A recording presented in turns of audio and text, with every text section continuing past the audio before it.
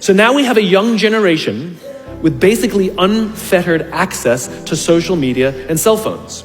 We have age restrictions on alcohol, we have age restrictions on smoking, and we have age restrictions on gambling. We have no age restrictions on this other dopamine-producing device called social media or cell phones. It's the equivalent of throwing open the liquor cabinet and telling our young adolescents, I know this is a stressful time, try the vodka, it'll get you through these hard times. That's basically what we're doing.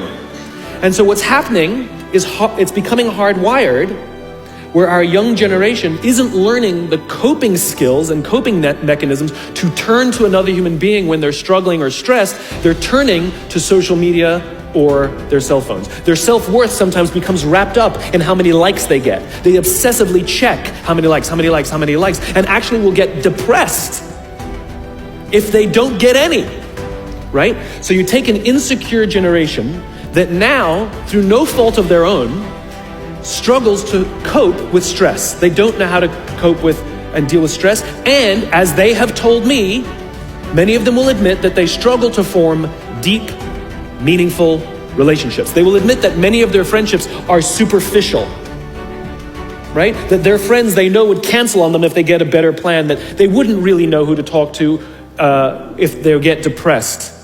And maybe they'll turn to an online support group, which is not a real thing. It's not human. Right?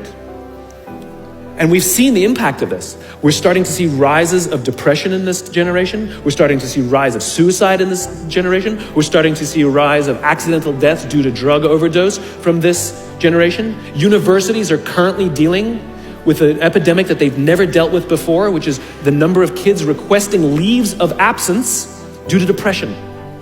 Right? Now, those are all extreme examples. The less extreme and more likely example is that someone will go through life just never really finding joy or fulfillment. And everything's just fine. How's your job? It's fine. How are your friends? They're fine. But no joy because you just cannot. Because joy, fulfillment comes from this. It comes from human interaction. We are social animals and we need it. And we have to learn to rely on our friends. And that skill is desperately lacking.